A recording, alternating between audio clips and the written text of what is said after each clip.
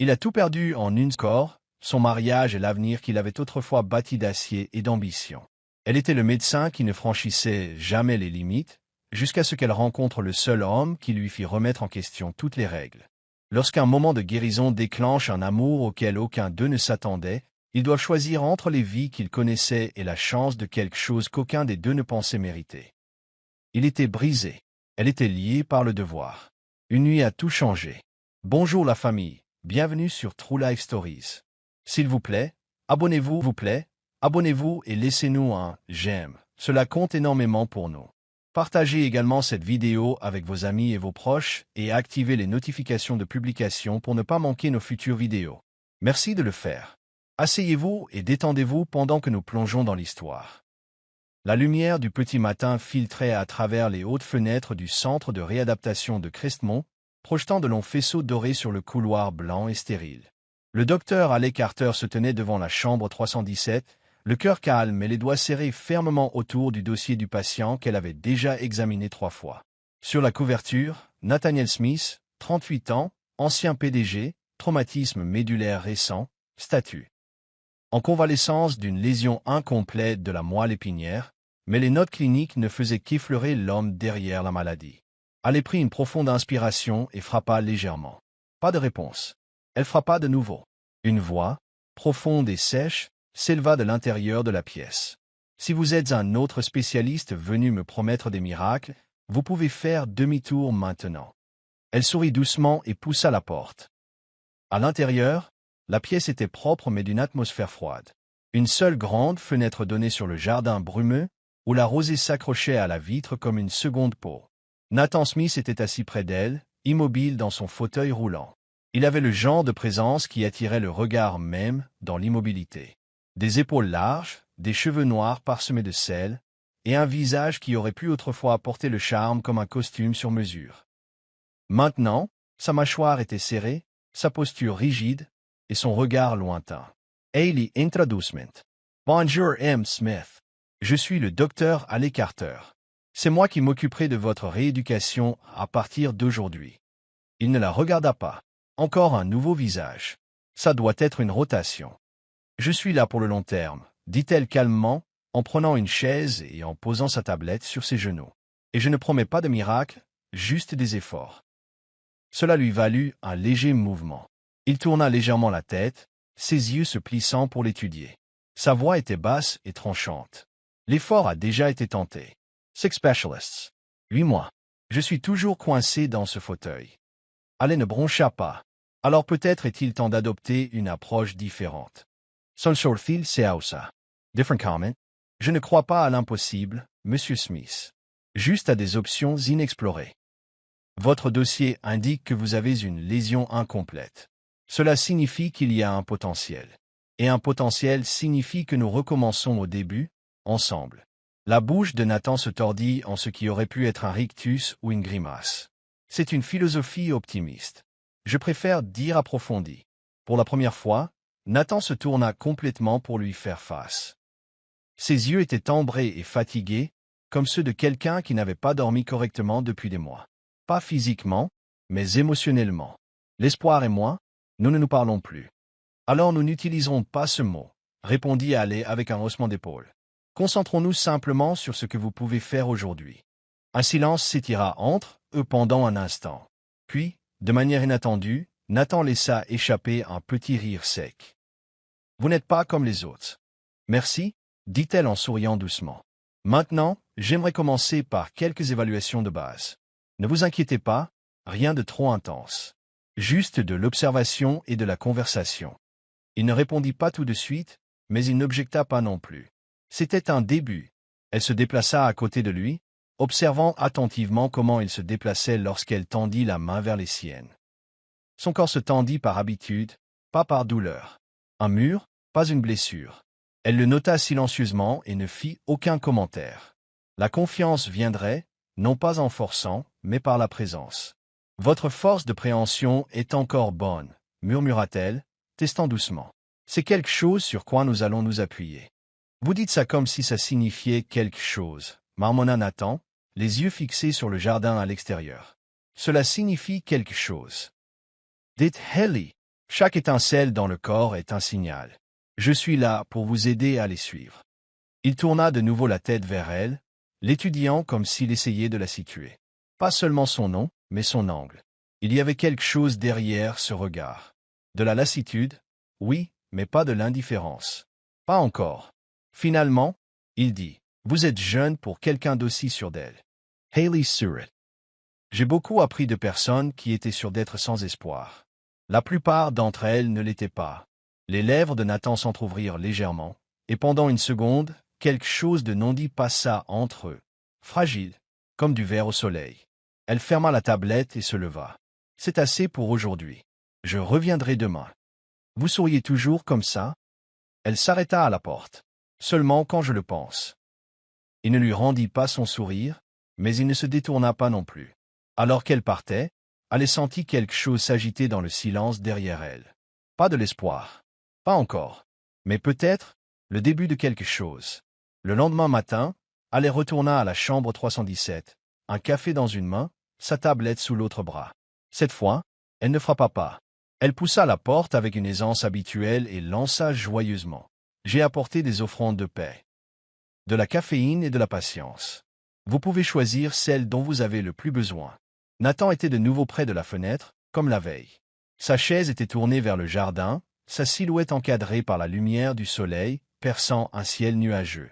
Il ne répondit pas, mais sa tête s'inclina légèrement, en signe de reconnaissance.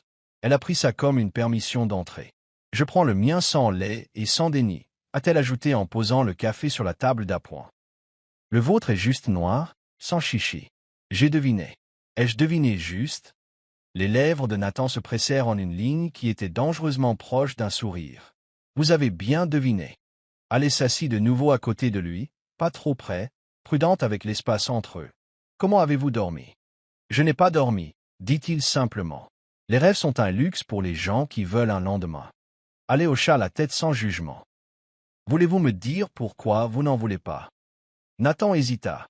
Son regard ne quittait pas le jardin. « À quoi bon? » « Comprendre, » dit-elle doucement. « Nous travaillons sur plus que les muscles ici, Nathan.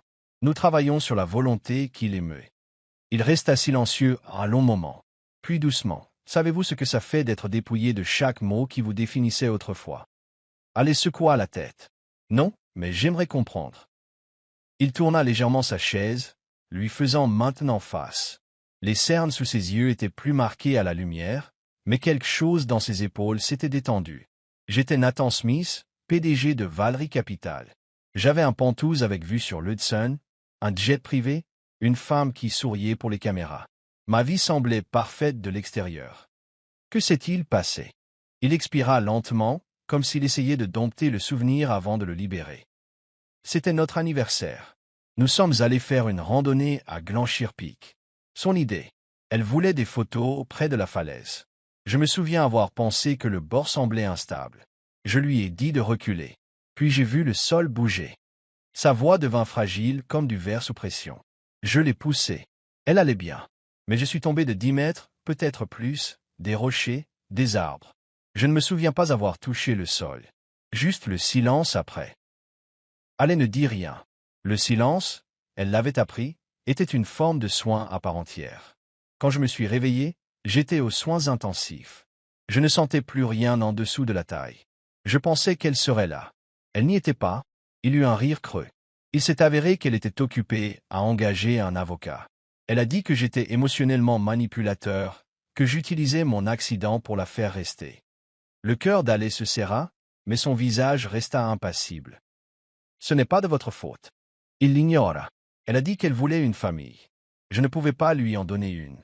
Les médicaments, le traumatisme, tout a cessé de fonctionner. J'étais un homme qui ne pouvait pas marcher, qui ne pouvait pas fonctionner. Alors elle est partie. Sa voix se brisa, juste un fil de vulnérabilité, mais il le dissimula rapidement. Elle a pris la maison, a pris sa bague, m'a laissé un mot qui disait « Tu t'en sortiras mieux sans moi ». Peut-être qu'elle pensait ce qu'elle disait. Peu importe. Alice se pencha légèrement, mais sa voix resta douce. Vous ne parlez pas d'elle comme si vous la détestiez. Je ne la déteste pas, répondit Nathan, les yeux sombres. Je déteste ce que je suis devenu à cause d'elle. Faible. Seule. Elle secoua la tête. Vous n'êtes pas faible. Et vous n'êtes pas seul. Il leva brusquement les yeux, comme pour décider s'il devait la croire. Elle a soutenu son regard. Vous êtes ici. Vous travaillez. Ce n'est pas de la faiblesse, Nathan. C'est survivre. C'est se battre. Il l'étudia, quelque chose d'indéchiffrable vacillant derrière ses yeux. Pourquoi vous souciez-vous autant? Demanda-t-il, la voix basse. Parce que vous n'êtes pas juste un patient dans mon dossier, dit Allais. Vous êtes une personne blessée, compliquée, têtue, mais une personne quand même. Et il se trouve que je crois que les gens comme vous, qui ont vu le pire, méritent la meilleure chance de guérir. Pendant un long moment, ils restèrent de nouveau en silence. Mais cette fois, ce n'était pas vide. C'était plein de choses pour lesquelles aucun d'eux n'avait encore les mots. Le deuil, l'empathie, la confiance. Nathan a finalement tendu la main vers le café.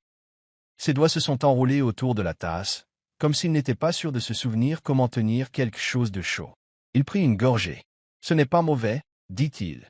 C'est presque un compliment, répondit-elle avec un petit sourire.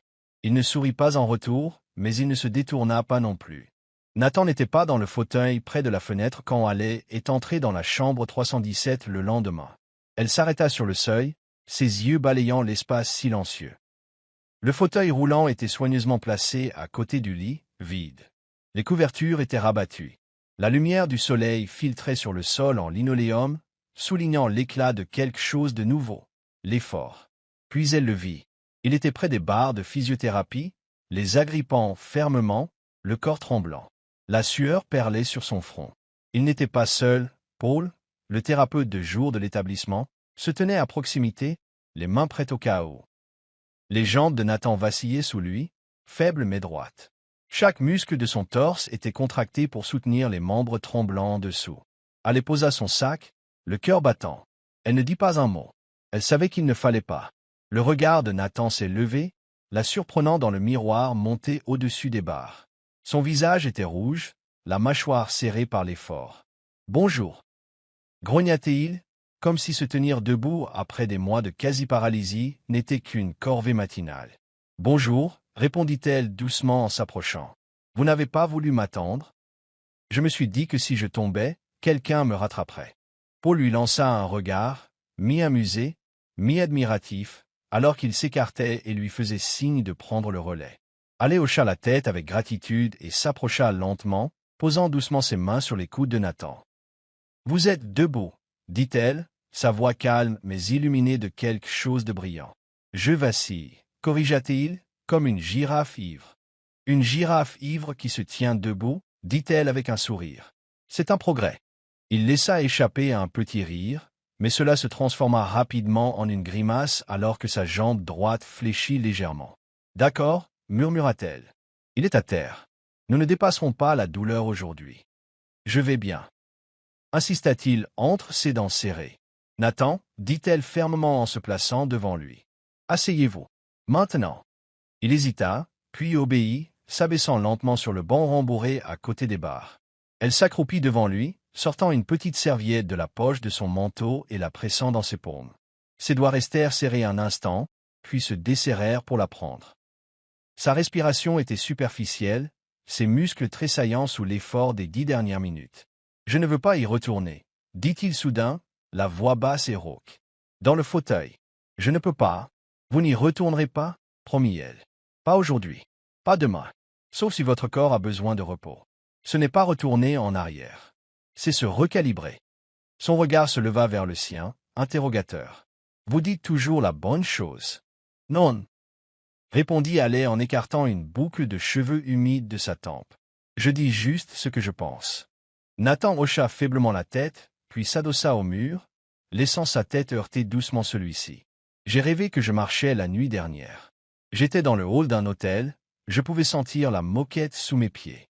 Je n'ai pas réalisé que c'était un rêve jusqu'à ce que je me réveille et que je ne sente plus le sol. » Allais ne répondit pas tout de suite. Elle se déplaça simplement à côté de lui, s'asseyant sur le bord du banc. « Je pense que les rêves sont le souvenir de ton corps, » dit-elle après un moment. « Il essaie de te guider pour que tu reviennes. »« Rêvez-vous » demanda-t-il. Elle sourit, les yeux rivés au sol. « Parfois. Mais mes rêves parlent surtout de perdre des gens que je n'ai pas pu aider. » Il y eut une pause. Puis Nathan se tourna vers elle, quelque chose s'adoucissant dans sa voix. « Comment continuez-vous à faire ça ?» Elle leva les yeux vers lui. « Parce que de temps en temps, quelqu'un remarche. Et ça fait que le reste en vaut la peine. » Nathan a soutenu son regard. « Vous parlez de moi? Je ne parle de personne d'autre. » Le silence qui suivit n'était pas gênant.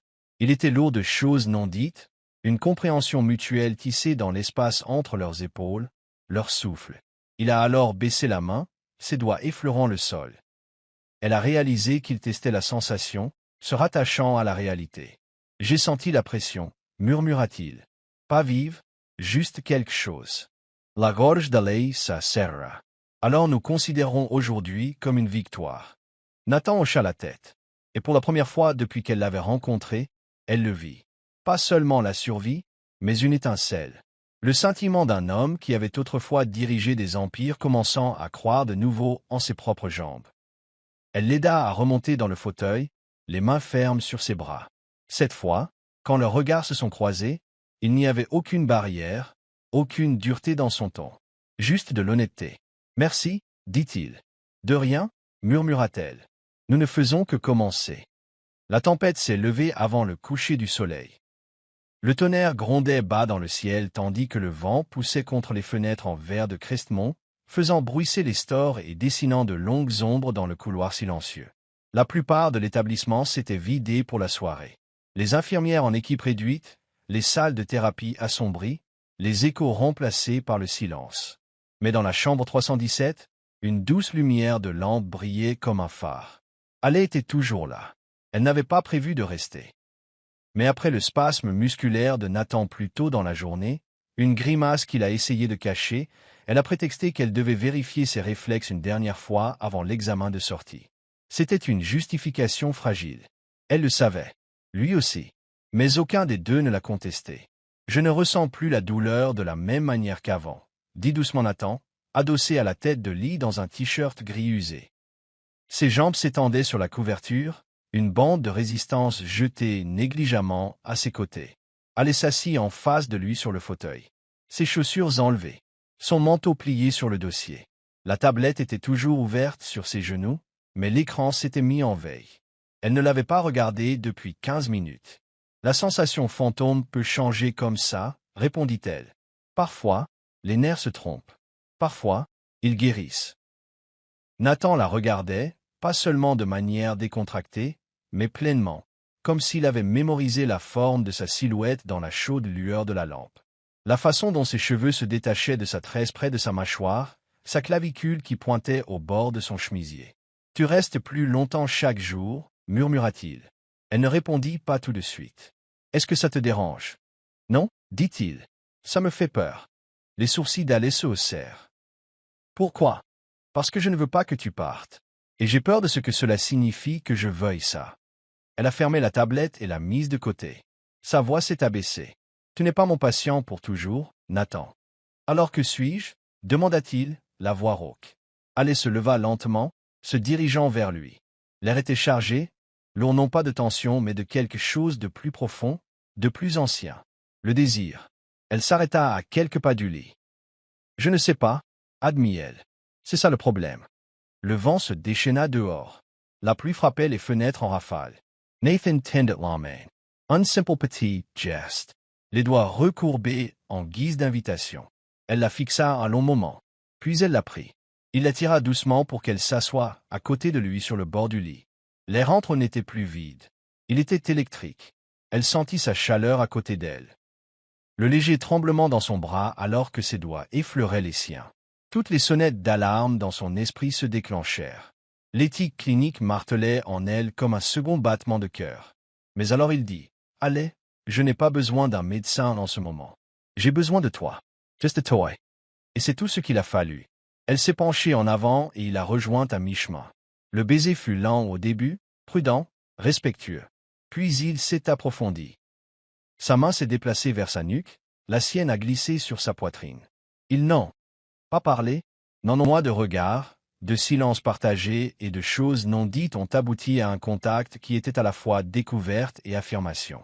Elle grimpa à côté de lui, son corps encore en convalescence mais volontaire, aspirant à la connexion plus qu'à la perfection. Leurs ébats n'étaient pas précipités, pas désespéré. C'était plein de respect silencieux, de poses haletantes et de noms chuchotés. Les doigts d'aller tracer les muscles de son dos là où il tremblait encore, et Nathan la tenait comme si elle était quelque chose de fragile qu'il n'osait pas briser. Quand ce fut brisé, quand ce fut fini, ils restèrent enlacés en silence, la tempête au-delà des murs étant maintenant une berceuse plutôt qu'une menace. Mais la réalité est revenue en trombe, comme la lumière du matin à travers une porte entr'ouverte. Alice s'est assise, se couvrant avec le drap. Sa respiration était saccadée. Son cœur aussi. C'était mal, murmura-t-elle. Nathan s'est appuyé sur un coude, son expression indéchiffrable. L'était-ce? J'ai franchi une limite. Vous êtes toujours sous mes soins. Elle passa une main sur son visage. Cela peut ruiner ma carrière, ma réputation. Je pourrais tout perdre. Il resta silencieux un moment. Puis il a pris sa main, la serrant fermement. Je ne me sentais pas comme un patient ce soir, a-t-il dit. Je me sentais comme un homme qui tombe amoureux de la femme qu'il a aidé à croire qu'il pouvait se relever. Allez le regarda, les yeux écarquillés. Nathan, je sais ce que nous sommes, dit-il doucement, et je sais ce que nous pourrions être. Si cela met fin à ta carrière, j'irai à chaque réunion du conseil d'administration de cet hôpital et je leur dirai que je t'ai séduite. Bon sang, peut-être que je l'ai fait. Malgré elle, Aléry, un son petit et larmoyant. Il lui caressa doucement la joue. Laisse-moi être clair. Ce que nous avons n'est pas mal.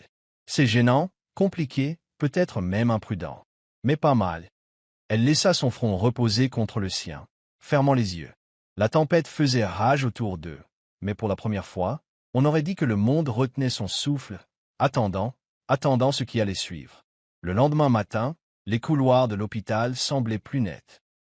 Les mêmes lumières fluorescentes bourdonnaient maintenant plus fort. Les presse-papiers claquaient contre les chariots en métal. Tout semblait plus fort, trop réel. Alec Carter était assis sur le bord de son lit dans le dortoir de garde, toujours vêtu des vêtements de la veille, ses cheveux en une vague lâche et dénoués dans son dos. Ses mains reposaient sur ses genoux, mais ses doigts ne cessaient de bouger, se tirant, se tordant, s'agitant. L'endroit sentait l'antiseptique et l'inquiétude. Elle n'avait pas dormi. Pas vraiment. Le souvenir du souffle de Nathan sur sa peau, la façon dont il l'avait tenu comme quelque chose de sacré et de sûr, persistait encore dans sa poitrine. Mais la voix de sa conscience aussi, tranchante comme du verre brisé. Tu as franchi une limite. Il était ton patient.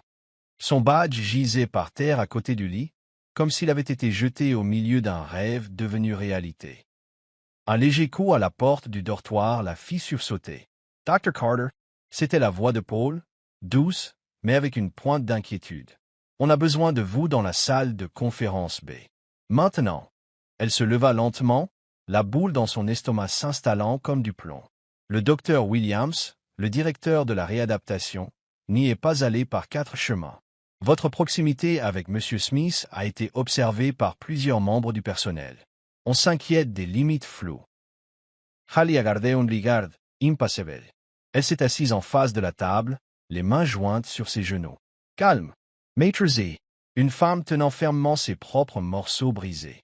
Inquiétude, a-t-elle répété.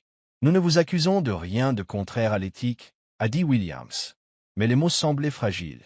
Mais avec effet immédiat, vous êtes réaffecté de son cas. Allez à hocher la tête une fois. Compris.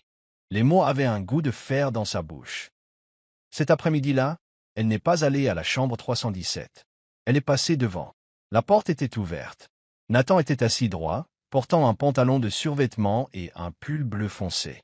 Sa chaise était positionnée à côté des barres de thérapie. Il tourna brusquement la tête quand il la vit passer. « Haley !» Elle se figea. Il se leva, se tint debout sans aide. Ses pas étaient encore lents, inégaux, mais stables. La vue de lui marchant vers elle, sans soutien, aurait dû la remplir de fierté. Au lieu de cela a brisé quelque chose dans sa poitrine. « Je suis réaffecté », a-t-elle dit doucement avant qu'il ne puisse demander. Il s'arrêta devant elle, proche mais sans la toucher. « À cause de nous ?» Elle hocha la tête. « Sans me croire si crispa. Je vais leur parler. »« Non, le coupa-t-elle. Ne fais pas ça. Ça ne ferait qu'empirer les choses. » Il la fixa, les yeux scrutateurs. « Est-ce que tu mets fin à tout ça ?» Sa voix se brisa. « Je ne sais pas ce que c'est que ça. » L'expression de Nathan vacilla, juste une seconde. « Allez. » ce qui s'est passé entre nous. C'était magnifique, l'interrompit-elle. Et terrifiant. Pendant un moment, ils sont restés là, dans le couloir. L'endroit où leur lien s'était développé au fil des semaines ressemblait maintenant à une scène éclatante de conséquences. J'ai franchi une limite, murmura-t-elle. Je l'ai franchie avec toi, répondit-il. Ne porte pas ce poids seul. Mais elle reculait déjà. J'ai besoin d'espace, dit-elle, les yeux brillants mais intacts. Non pas parce que je ne ressens rien, mais parce que je ressens quelque chose. Trop. Nathan ne suivit pas. Il la regarda simplement s'éloigner, pour la première fois, sans savoir si elle reviendrait. La semaine suivante a été calme. Alé a été affectée à un patient neuropédiatrique gériatrique dans l'aile, et elle s'est jetée dans le travail. Ses notes étaient méticuleuses, ses tournées efficaces. Mais ses sourires étaient plus fins maintenant. Son café refroidissait plus souvent. Elle n'est plus passée par la chambre 317. Mais Nathan l'a quittée.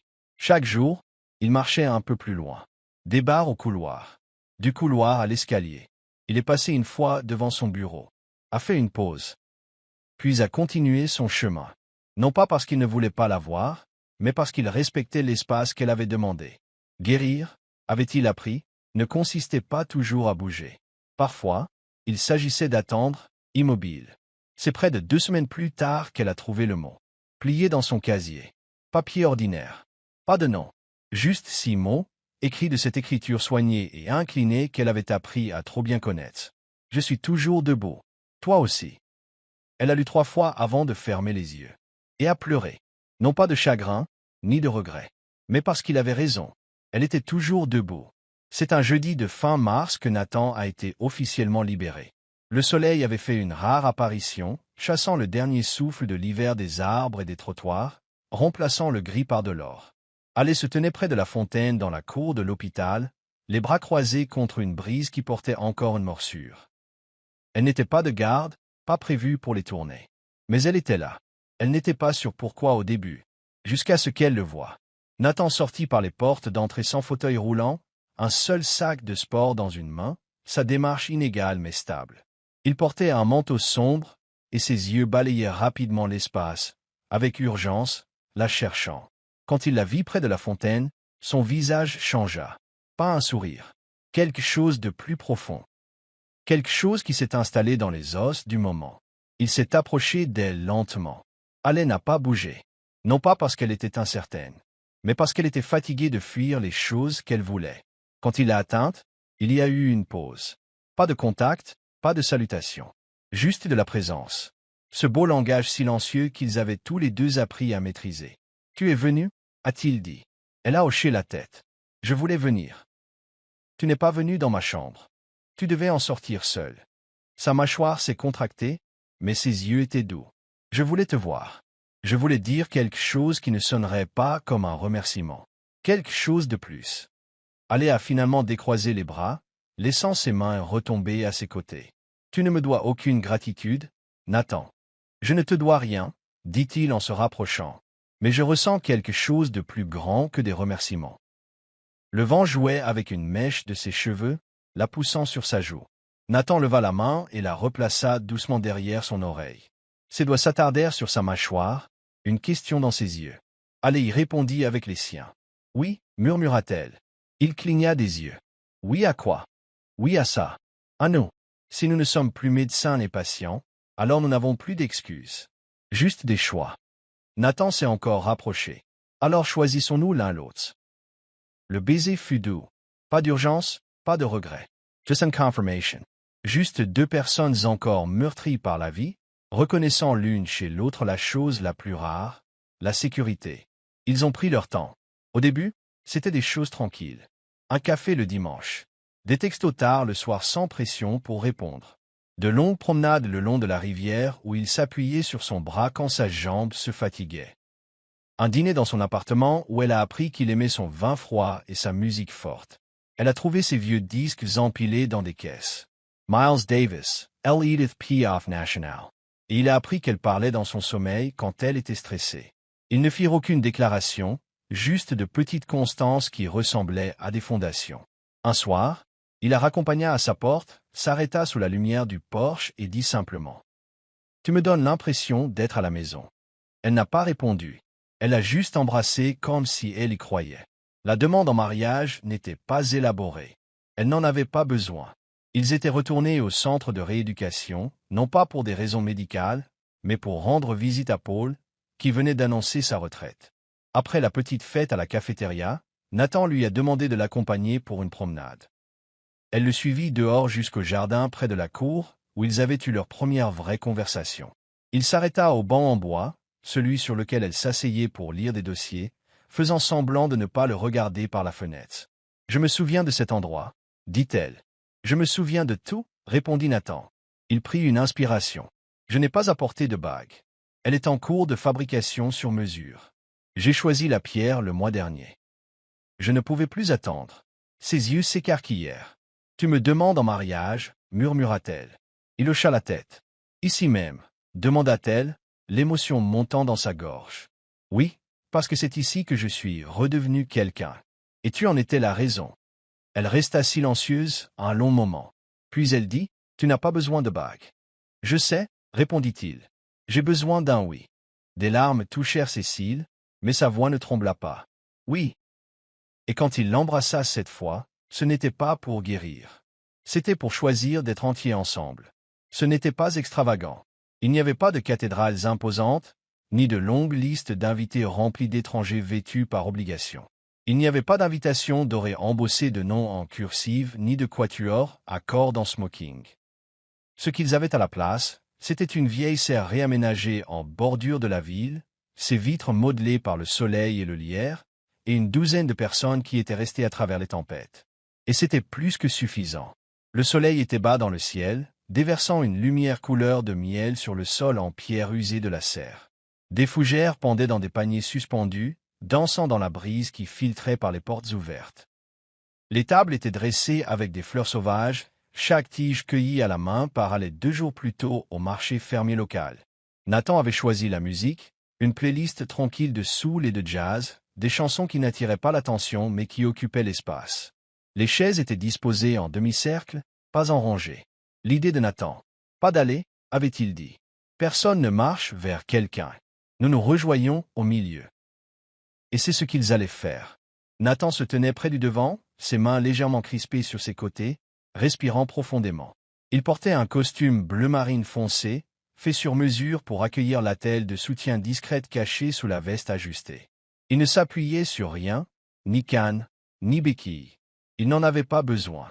Il se tenait droit. Paul se tenait à ses côtés comme témoin, un sourire en coin sur son visage vieillissant, l'air à moitié fier, à moitié stupéfait. « Je ne pensais pas remettre un costume pour toi, à moins que ce ne soit pour ta fête de départ à la retraite. » Avait-il taquiné plus tôt. Nathan avait seulement souri et dit, « Ça ressemble à un commencement, pas à une fin. » La musique a changé. Une version instrumentale lente de « La vie en rose » a commencé à jouer. Et puis elle est arrivée. Elle a franchi les portes de la serre dans une robe aussi simple qu'époustouflante.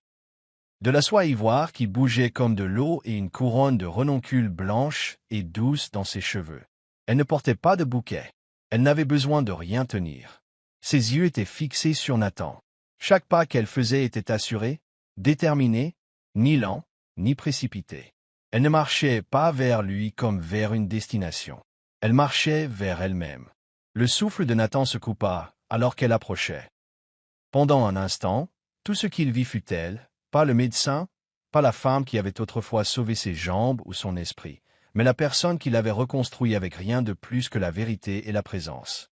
Ils se sont rencontrés au centre. Personne n'a parlé. La musique s'est estompée. L'officiante, une infirmière à la retraite de Crestmont qui les avait vus se chamailler à propos d'un yaourt au petit-déjeuner, s'est avancée avec un petit livre noir. « J'ai fait ça une douzaine de fois, » dit-elle, la voix sèche et chaleureuse, mais je n'ai jamais marié deux personnes en qui je crois vraiment. Des rires parcoururent la foule. Alée a pris les mains de Nathan et il a pris les siennes comme s'il les tenait dans son esprit depuis le jour où elle est entrée dans la chambre 317. Nathan a commencé le premier. « Je pensais avoir tout perdu. » Commença-t-il, la voix basse, stable. « Mon nom, mon corps, mon avenir. Et puis tu es arrivé, pas pour me réparer, pas pour promettre des miracles, mais juste pour t'asseoir avec moi pendant que je me brisais. Et d'une manière ou d'une autre, dans ce silence, je me suis retrouvé. Tu ne m'as pas sauvé. Tu m'as donné envie de me sauver moi-même. Sa voix a vacillé, mais il ne s'est pas arrêté. Je ne jure pas d'être parfait. Je jure d'être présent pour chaque version de toi. Fatigué, brillante, effrayé, triomphante. Je jure de continuer à apprendre à t'aimer mieux. Elle cligna rapidement des yeux, une main se resserrant dans la sienne. Puis elle commença. J'ai passé toute ma carrière à tenir des morceaux de gens, leur chagrin, leur guérison, leur espoir. Je n'ai jamais su que quelqu'un viendrait et demanderait à tenir les miens aussi. Elle sourit à travers les larmes qui montaient dans sa gorge. Tu m'as laissé être désordonnée, incertaine, réelle. Et tu n'as jamais bronché. Sa voix s'est abaissée en un murmure, destiné à lui et à lui seul. Tu n'as pas seulement remarché. Tu m'as montré comment revivre. Ils s'embrassèrent. Du lent, respectueux. Et quand les acclamations éclatèrent, Nathan rit dans ses cheveux et murmura. On l'a fait. Oui, murmura-t-elle en retour. Nous sommes là. La réception qui a suivi était remplie de chandelles et de verres qui s'entrechoquaient. Leur première danse n'était pas chorégraphiée. C'était spontané, se balançant pieds nus sur la pierre. La musique à peine plus forte que leur rire. À un moment, Nathan a trébuché. Elle l'a rattrapé. Ils ont tous les deux ri. Tu dois encore me surveiller parfois, a-t-il dit. Toujours, a-t-elle répondu. Pour apporter un toast et à pleurer à mi-parcours. Toute l'équipe de thérapie de Cresmont a dansé en cercle comme des fous. Quelqu'un a renversé du vin sur le livre d'or et personne ne s'en est soucié. C'était imparfait. C'était magnifique. Et alors que les étoiles se levaient à l'extérieur de la vieille serre, Nathan et Allé se sont éclipsés de la foule et se sont tenus dans le jardin. La nuit était fraîche. L'air sentait le romarin et la terre douce. Il a entrelacé ses doigts avec les siens. « Je ne veux pas que la lune de miel soit un endroit, dit-il. Non, je veux que ce soit chaque jour où je me réveille à tes côtés. » Elle se pencha contre sa poitrine, le cœur plein, l'âme tranquille. « Alors ne partons jamais. » Les matins étaient différents maintenant. Non pas parce qu'ils étaient plus bruyants ou plus lumineux, mais parce qu'ils étaient à eux. La lumière du soleil se glissait à travers les rideaux de lin dans une douce maison côtière nichée à 3 miles du bord de l'eau. Ce n'était pas grandiose. 2 chambres, des plafonds en bois en pente, le grincement occasionnel des planchers. Mais ça sentait le café frais, l'air salin et le confort. Une maison construite non pas par des architectes, mais par des choix, par la survie, par l'amour. Nathan était généralement le premier levé. Ses jambes étaient encore raides le matin, mais plus assez pour le ralentir. Il s'étirait lentement au bord du lit, puis se traînait pieds nus dans le couloir, en faisant attention de ne pas la réveiller. Il préparait du café, un sucre, du lait d'avoine, juste comme elle l'aimait. Parfois, il laissait un mot à côté de la tasse. « Tu as encore parlé dans ton sommeil. Je crois que tu me diagnostiquais. Tu es rêvé de Paris. Je pense que nous devrions y aller. » Tu souriais alors que tu rêvais encore. Celui-là, c'était peut-être à propos de moi. Allé finissait par émerger dans sa robe de chambre, les cheveux en bataille, les joues froissées par le sommeil. Elle ne lisait jamais les notes à voix haute, mais elle les gardait toujours soigneusement pliées dans le tiroir à côté du four. Une collection de matins tranquilles, transformés en souvenirs. Allé avait ouvert une petite clinique en ville, Carter Integrative Recovery, où elle traitait des vétérans, des survivants d'AVC et des patients souffrant de douleurs chroniques. Elle travaillait 3 jours et demi par semaine. Plus de gardes de nuit. Plus de nuits passées à dormir sur des lits d'hôpitaux rigides. Elle savait maintenant que guérir les autres ne signifiait pas se perdre soi-même dans le processus. Nathan siégeait au conseil d'administration de 2 organisations à but non lucratif et finançait discrètement une bourse pour la recherche sur la réadaptation de la colonne vertébrale. Il n'avait aucun intérêt à retourner dans les gratte-ciel ou les salles de conseil. Pas quand le soleil entrait par les fenêtres comme ça. Et que le monde n'exigeait rien de plus que des cadeaux. 1 fois par mois. Il rendait visite à devenu complètement gris, mais faisait toujours un café trop fort. Nathan retroussait ses manches et montrait des squats assistés ou des exercices d'équilibre aux nouveaux patients. Allé souriait, les bras croisés, le regardant avec la même admiration que la première fois où il s'est levé sans son aide. Parfois, les nouveaux patients chuchotaient entre eux. « C'est lui, le type qui a remarché ?» Et quelqu'un chuchotait toujours en retour. « Ouais, grâce à elle. » Mais ils connaissaient tous les deux la vérité. Ils l'avaient fait ensemble. Pour leur premier anniversaire, Ils sont retournés à Glanshire Peak. Le bord où l'accident s'était produit était maintenant barricadé par une barrière de sécurité et de nouveaux panneaux d'avertissement. Mais ils ne sont pas allés là-bas. Au lieu de cela, ils ont pris le sentier qui menait dans les bois, celui avec le belvédère en pierre qui faisait face au coucher du soleil. Cela a pris plus de temps à Nathan qu'à Haley, mais il ne s'est pas plaint. Il n'avait plus rien à prouver. Ils sont restés assis en silence pendant un long moment, main dans la main, regardant le ciel se teinter de douces nuances d'orange et de prune. « C'est étrange, » murmura Nathan, « comment une chute m'a amené ici. » Haley lui jeta un coup d'œil. « Et un pas t'a ramené. » Il sourit, puis se pencha et lui embrassa l'épaule. « Si je devais retomber pour te trouver, je le ferais. » Elle tourna la tête, les yeux brillants avec un sourire derrière eux. « Tu n'as plus besoin de tomber. Je suis déjà là. » Ils n'ont pas eu d'enfant par choix, non pas parce qu'ils ne le pouvaient pas, bien que cela ait été une crainte autrefois, mais parce qu'ils ont réalisé que leur amour n'avait pas besoin de s'étendre pour être complet. Au lieu de cela, ils ont rempli leur vie de gens. Patients, collègues, vieux amis qui venaient leur rendre visite et qui restaient toujours plus longtemps que prévu. Leur table était toujours dressée pour plus de 2 personnes. Les années passèrent comme des pages qui tournent doucement. Leurs cheveux grisonnèrent.